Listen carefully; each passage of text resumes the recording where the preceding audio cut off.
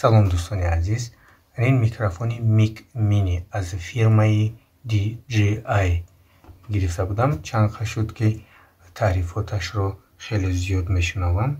اینک ما گرفتیم، حاضر با همراه شما نصیب باشد این رو گشوده و میبینیم که چی دارد و در آخر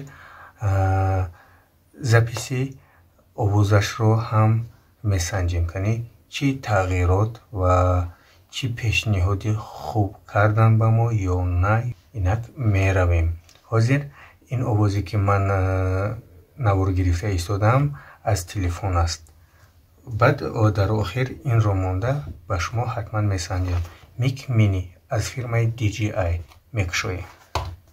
ما این رو یک بار کشوده بودم برای که باید ما میسنجیدیم کنی درونش به همین کامپلیکتاتی که گفتگی است در اینجا دارد یا نه. مثلا کنکتورها چیزی که در درون این است باید اینجا در درونش باشد. من همش رو دیدم و بعدا در جایش موندم و اینک با همراه شما میکشویم. коробка خیلی قلای www.dji.com این سایتش. های کشوده بودیم ما خیلی یک بار دیگر میکشویم. اینک коробка خیلی سخت خوب زو کنید. اینک میرویم. بسم الله الرحمن الرحیم. این گرفتیم در درونش چی دارد اینجا؟ در درون خیلی حجت هایش با فکرم اینجا چند چیزی دیگر نکلیکه او دارد. حجت هایش коробка رو این طرف میمونیم و اینش هم همچنین این طرف میمونیم. اینو میکشویم. یکم یک از سلفانی خیلی مطوی بقبا دارد. دوام میدم از درونش بکشویم کنیم. پاکتش رو اون طرف میمونیم و این رو بینید دوستان عزیز. اینم اون طرف مونیم. خیلی غلافی گیم خوب دارد. نگاه کنید دوستان عزیز. حتی برلوکش DJI نیستگی. دیدین؟ فیرمینی خیلی بقوت است و شمول نمیدارد. اینجا یکون نمی هم نمیدارد. این برلوک اینمو کنده بودیم و این برلوک جایش نیسته باشد. خیلی نمای فیرمش دوستان. دوام میدیم. میکشویم. بسم الله. یکمو چی داریم اینجا؟ اینجا شنور گوییم خیلی همون شنور است. مقصد نگاه کنید. اینجا مثل پریخدنیک ناوشنیک و این طرفش USB دارد و تایپ سی. هم زرادنیک هم USB. دوام میدیم و نگاه کنید دوستان عزیز. اینجا با چی دارد این؟ حاضر با هم روی شما میبینیم. نگاه کنید.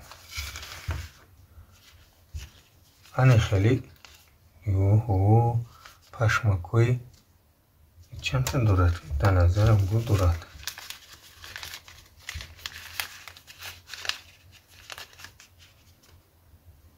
انا دوستان همین خیچونک است که از دست میغیجد. دوتا سیاه داشته است. اینه کریپیاش وضوحی میکنیم میزنیم. اینش هم کریپیاش وضوحی میکنیم میمونیم و این خیلی رنگ بوده است. یعنی که در لباس های سفید و گوناگون رنگ این خوب است ولی در سیاه این واقعی نمیتوبد. آفرین خیلی خوب کردن. میک مینی DJI. اینم این طرف میمونیم. غلافش رو اون طرف میمونیم. انا خودش دوستان با چی دارد یک بار ببینیم. سلیتر میگفتیم ما ایران در وقتی کودکی در کرتا و بروکو коробкой نوبه هم خیلی میموندن برای نکله نزدن یا که شپوش نزدنش. تمام دیگه خالی شد. هیچی نداریم. درونش های بو زموکچه دارد. نگاه کنید. برای یگون چی موندن پولهای با جای یک اونجا سفر میکنید همین رو خطی همین میاندازه. دوزی این رو میبینیم. اوه انهایی میکنیم دوستان عزیز. این سلافانش هم مثل سلافانی دیگری خیلی با قوت و سخت. نگاه کنید коробкача گیم 15 سانتی متر، این خیلی 5 سانتی متر و بلندیش همچنین 6-7 سانتی متر است. اینک میکشویم. نگاه کنید اینجا جای ضرر نیست. گفتن که وقتی که میکشوی خودش وجود میکروفون ها همش گیرون میشود. اینش رو میبونن و اینجا ضریت من مونده بودم یک بار. ما ولی درونش رو وابچه یک بار کشودم دوستان عزیز. اینجا زیر میکنید، زیر میکنید کریشکش خوی میشود. میدید همه وقتی که گیرون میکنید همش گیرون میشود.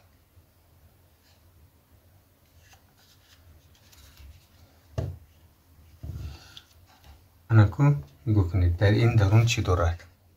در این درون دارد یک میکروفون، دو میکروفون و این اسیلیترش یعنی که پریامنیکش. به اینو نمیخپده. من خیلی فهمیدم که به اینو نمیخپد. این یک دویم اگر پتکلوچت کنید به اینم ممکن است که توقع میکروفون و تلفن خطی پتکلوچت کرده شود. در درون اینجا باید جای آیفون پرخدنیک باشد، یعنی که آیفون های 14 پرو مکس پایانده این تایپ سی در این میزنیم. حاضر میبینیم خیلی غلافی نغز داشته است. دوبنی که جای خواهید میبره. دوام میدیم. انا بکنید این دو وقتی گرفتم این روز میگیرم یک میکروفون. این یک میکروفون بوده است. این نمونه مگر این میمورد با فکرم اینو میگیریم.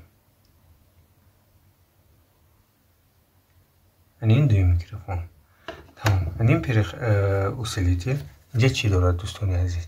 اینجا وقتی که -6 میمونیم یا -12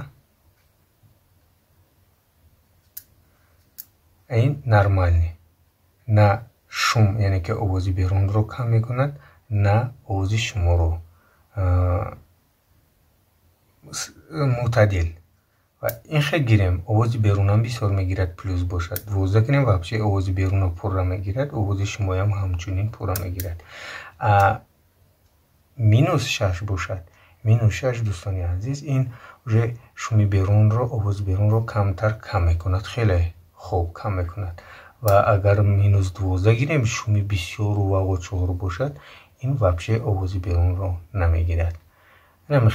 این پریامنیک است. و نگاه کنید جای قپیش دارد. زیر میکنید میخپد در گونجتون میمونید. هم خیلی دسته میمونید یکی کرتبه میمونید. تمام این پریامنیکش. و این میکروفونی یکمش رو میگیریم. یکم میکروفون نگاه کنید وقتی گرفتیم خودشون گیرون میشوند. وجه اشاره با پتکلوچینی هستند. و نگاه کنید دوستان اینجا باید دارد مگنیت. دیدید این رو مثلا گیریم این پاکت از این طرف میمونید و میکروفون رو انخیل دلیبوس میستد. تمام نمیغلطد و خیلی وزنش سبک. دیدید با اوست میگیرید و دوام میدید. هر دوزبه همین چیز هست.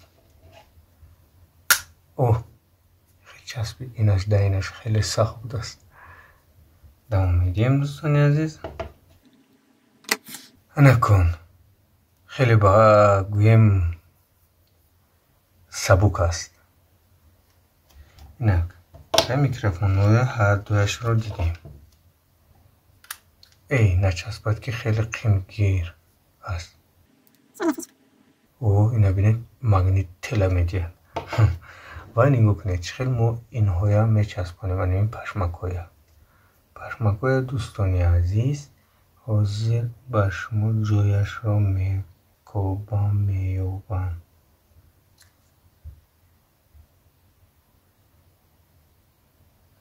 микрофон аз боло бошад, ана хел. Яъне ки инҷа дута ношки дорад. ин ношкиёша аз қафо мемонем. нигоҳ кунед, барои ки инҷа ба чуқуракҳо дорад.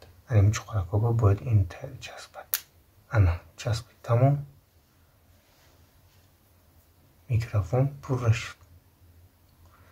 мегиред, мечаспонед. оп оп. всё. начаспам ки безеб. давом медиҳем. нигоҳ кунед. инҷа коннектор. яъне ки ана хеле коннектор дорад барои дар телефон анаминро мондан. инро чӣ хел мо подключат мекунем? анамин поён. аввал мо инашро мегирем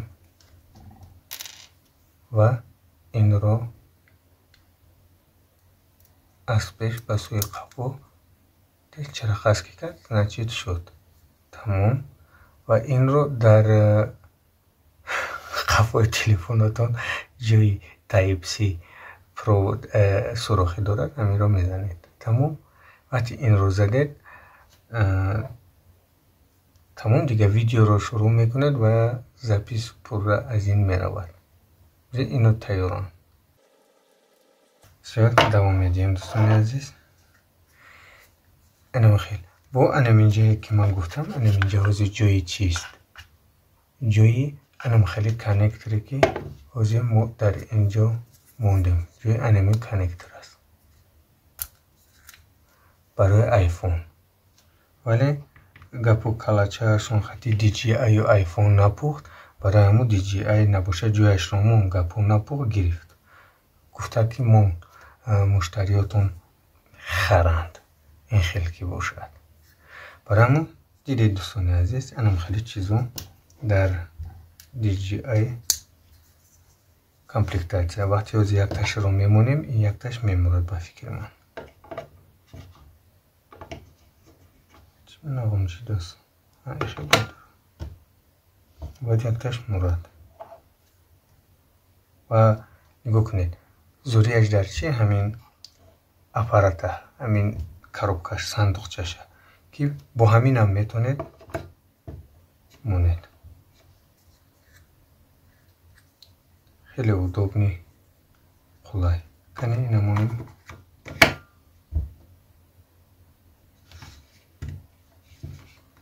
ино мегирем. инҷа кнопкача дорад дӯстон. ин кнопкачаи куштанак. зер мекунем, меистем, мемурад. ва навори оянда насиб бошад дар бораи аними кнопкаҳое ки дорад ва чӣ хел дар телефон подключат мекунед, ҳамаашро пурра мегӯям. ҳозир ман фақат инро ба шумо нишон додани будам. ва дӯстони азиз, агар харидор бошед, ҳатман 1800 сомон нархаш. марҳамат, ина муроҷиат кунед. ҳатман махсус барои на ин ки блогеру, барои ҳама, барои блогероям зур. ва хеле ман овозашро якбор санҷидам, хеле хуб буд ва навори оянда ҳатман насиб бошад ба шумо нишон медиҳам. ин 1800 сомон ва дар бисёри ҷоҳо 2500 то 3000 сомона ҳаминро дидам. инак тамом дӯстони азиз. инаш ба ҳама қобчачаша пӯшонем. якта сафед пӯшонем мешавад.